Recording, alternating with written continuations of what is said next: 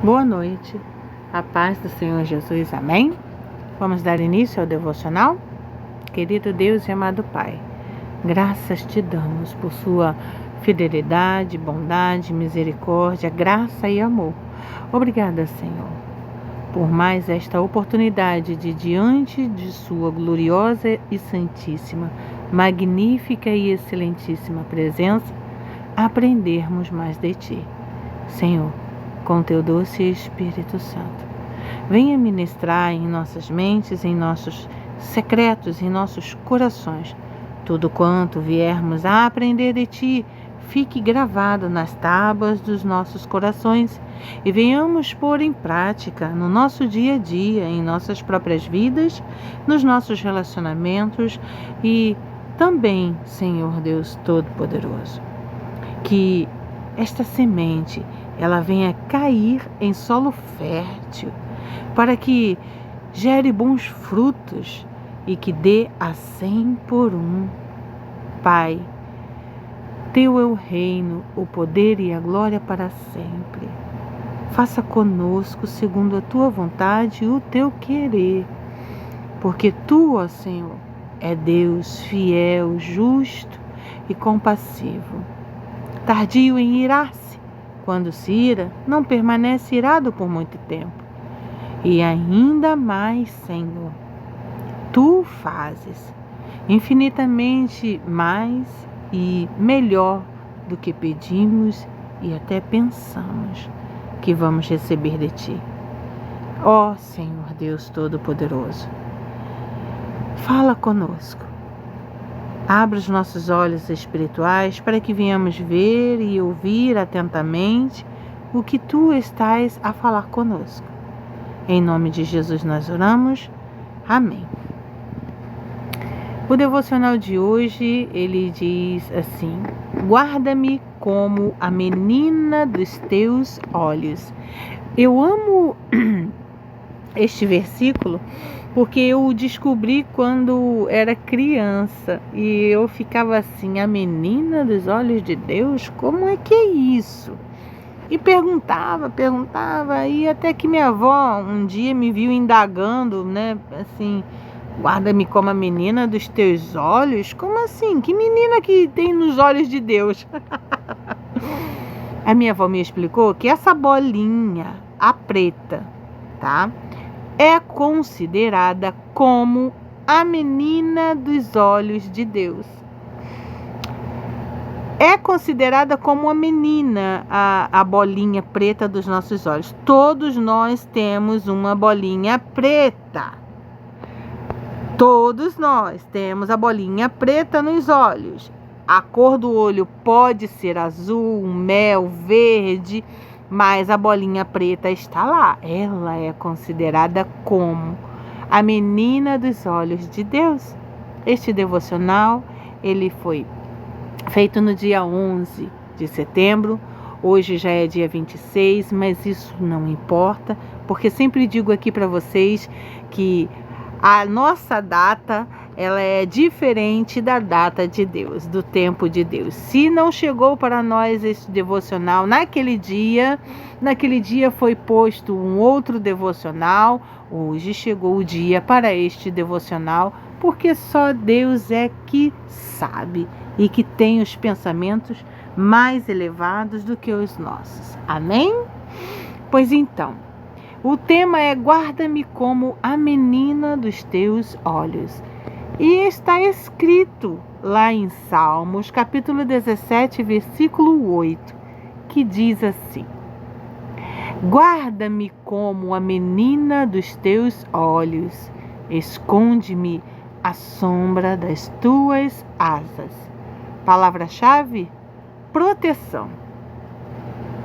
A frase para pensarmos: quem descansa à sombra das asas de Deus não teme o mal. Por quê? Estamos debaixo das asas do Senhor, no esconderijo do Altíssimo, como está escrito no Salmo 91. Todos nós enfrentamos dias de incertezas, de dificuldades, lutas internas e externas e momentos em que sentimos necessidade de um abrigo seguro. O salmista Davi, em sua oração, expressa o desejo profundo de estar guardado por Deus, protegido como algo precioso e delicado. A menina dos olhos. Ela é muito preciosa e delicada. Esse pedido revela confiança, dependência e a certeza de que só em Deus encontramos verdadeira segurança. E é verdade. Somos preciosos aos olhos de Deus. Quando Davi pede para ser guardado como a menina dos olhos, ele está dizendo: Senhor, cuida de mim como aquilo que é mais sensível e precioso. Assim como protegemos nossos olhos de qualquer perigo, Deus protege seus filhos. Isso mostra que eu e você temos valor e importância diante dele. Mesmo que o mundo tente diminuir quem você é, para Deus você é insubstituível e amável e amado. Vocês já ouviram falar? Eu já ouvi muito. Inclusive quando eu estava trabalhando de carteira assinada, já ouvi muito falar assim: você é uma boa funcionária, mas você não é insubstituível, não. E eu cá comigo, sou sim. Eu, petulante, não sabia por que falava assim, mas eu não aceitava aquelas palavras. E eu sempre disse, nunca em voz alta, né, para nunca não ser assim desaforada, né? Mas eu dizia, eu sou sim insubstituível, eu não aceito essas palavras não, eu sou sim. E ficava com isso dentro de mim. E ainda falava que absurdo, eu sou insubstituível sim, quer dizer que nenhuma vida é insubstituível? É sim, é insubstituível sim. Se uma pessoa nasce, ela nasce única. Se ela nasce e faz certas coisas, por mais que a outra pessoa estude e faça igual ou faça parecido, ninguém é insubstituível, ninguém é substituível não. Todos nós somos insubstituíveis. Eu sempre pensei assim. E mais tarde, nos caminhos do Senhor, eu descobri o porquê. E aqui estou eu a falar com vocês sobre porque para Deus nós somos insubstituíveis e muito, muito importantes e amados por Ele. Vou mostrar um vídeo para vocês, prestem bem atenção nessa lindeza, tá? Quero mostrar aqui para vocês este senhor explicando. Vou aumentar o volume. O primeiro homem a ser cheio do Espírito Santo na Bíblia foi esquecido? Talvez nós nos lembremos mais daqueles profetas como Isaías, Jeremias, Ezequiel e dentre outros personagens mais ativos, né? Mas esses dias eu estava aqui orando pelo meu ar-condicionado. Lembram que comentei com vocês? Então, nesse dia eu me lembrei que Deus, claro que quando nós começamos a orar, nos ligamos com o céu, o Espírito Santo nos traz à memória o que nós devemos falar, né? Então, eu orando, o Espírito Santo me trouxe a memória que Deus capacitou não só a Noé para fazer aquela arca. Noé não era marceneiro, né? Noé era agricultor, ele trabalhava com terra, com fruto, né? Então, ele, né, foi capacitado por Deus para fazer uma arca. Deus deu as medidas, e instruiu ele, capacitou ele, assim como Deus também fez o mesmo com um homem e com outros no templo de Salomão quando estava sendo construído. E este homem, ele foi cheio do Espírito Santo. Vamos conhecer este homem? O primeiro homem a ser cheio do Espírito Santo de Deus na Bíblia não era profeta, não era rei, não era sacerdote. Era um artesão. Mas essa história provavelmente você não conhece. Meu nome é Hugo Guimarães e você está no quadro Café com Verdade. Vai doer, mas vai curar. O nome dele é Bezalel. A história dele é registrada no livro de Êxodo, capítulo 31, do versículo 1 ao 11. Deus disse: chamei Bezalel pelo nome e o enchi do espírito com sabedoria, inteligência e conhecimento para trabalhar com ouro, prata, bronze e esculpir madeira com arte. Bezalel foi responsável por construir o tabernáculo. Ele não só montou a tenda, ele construiu a Arca da Aliança, fez também o propiciatório, modelou os querubins, trabalhou cada peça como se estivesse tocando do céu com as próprias mãos. Sabe o que isso nos revela? Que o Espírito Santo não usa só quem prega, quem canta, quem toca, ele também usa quem cria, quem projeta, quem costura, quem cozinha, quem borda, quem lava o banheiro, quem pinta, quem organiza, quem lidera, quem arruma a mesa da Santa Ceia, quem faxina, quem serve. O Senhor precisa de pessoas que saibam manifestar o invisível de forma concreta. Bezalel ouviu a instrução, entendeu o propósito e obedeceu ao seu chamado com total excelência. Bezalel foi cheio do Espírito, não para falar bonito ou escrever bonito, mas para manifestar a glória de Deus com as suas próprias mãos. Irmãos, Deus ainda está levantando Bezaléus, pessoas que não precisam de palco para serem cheias do Espírito, pessoas que recebem revelação no secreto, que colocam excelência em tudo o que fazem na obra de Deus. Se você acha que Deus só usa palavras, é porque não entendeu o que Ele pode fazer com o talento que Ele mesmo colocou em você. Primeiro homem a ser... Viram? Não é lindo? Amanhã nós vamos aprender mais sobre Bezalel. Então, viu? Você é sim insubstituível para Deus. Você é sim muito amado para Deus. Você é sim muito importante, valioso para Deus. A sombra das suas asas é abrigo seguro. A figura das asas aparece em diversos textos bíblicos. Salmo 91, versículo 4, Mateus capítulo 23, versículo 37. Essa imagem revela o cuidado amoroso de um pai que não apenas defende, mas acolhe. Vamos ler lá em Salmo 91, versículo 4, que diz: veja, está escrito: Ele te cobrirá com as suas penas, e debaixo das suas asas estarás seguro. Glória a Deus. Vamos lá em Mateus agora? Olha que lindo que o Senhor diz: Jerusalém, Jerusalém, que matas os profetas e apedrejas os que te são enviados. Quantas vezes quis eu ajuntar os teus filhos como a galinha ajunta os seus pintos debaixo das asas, e tu não quiseste. É um alerta. Mas que alerta é esse? É o alerta que muitas das vezes nós somos guardados por Deus, precisamos ser guardados por Deus, mas não queremos. Ai, mas como é que isso? Eu nunca vou deixar de querer ser guardado por Deus. É mesmo? Toma cuidado. Sabe por quê?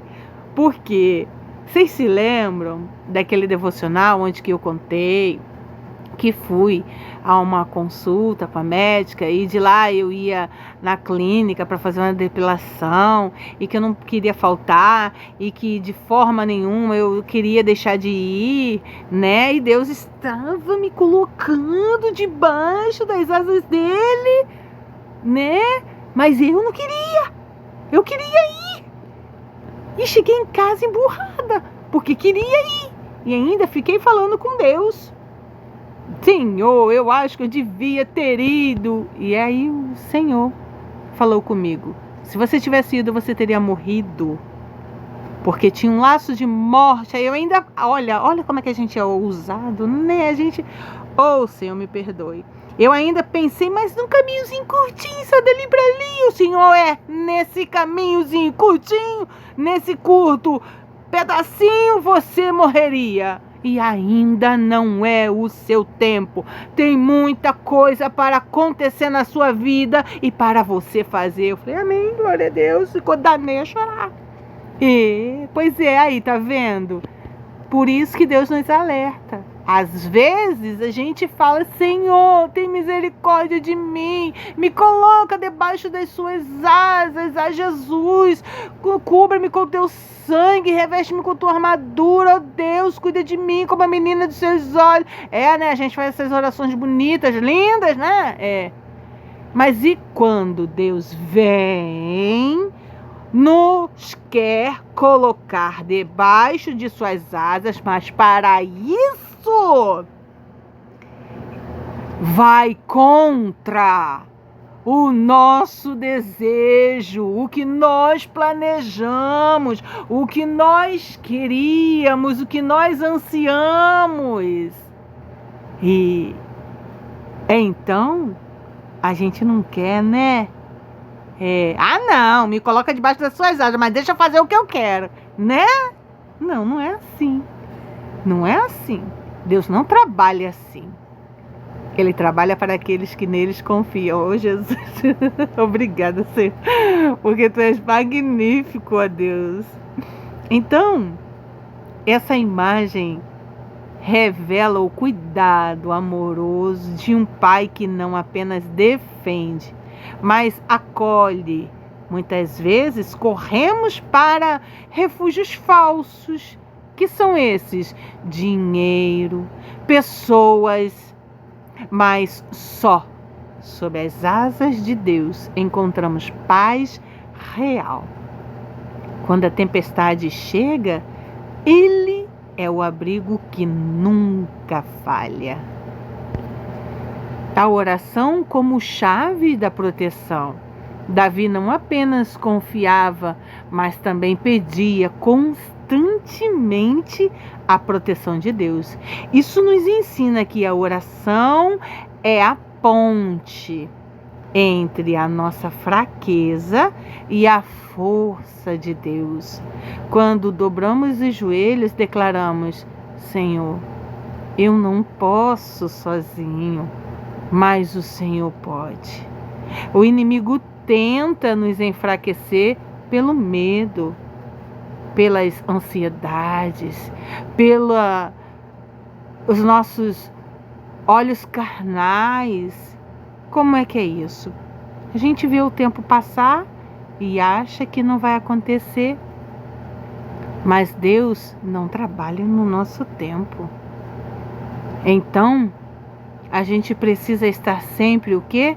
Orando. Por quê? Porque a oração nos fortalece, renova nossa mente e nos mantém firmes na fé. A confiança que vence o medo. Confiar em Deus não significa ausência de problemas. Não significa, eu vou confiar em Deus e plenamente vai me ir tudo bem. Não.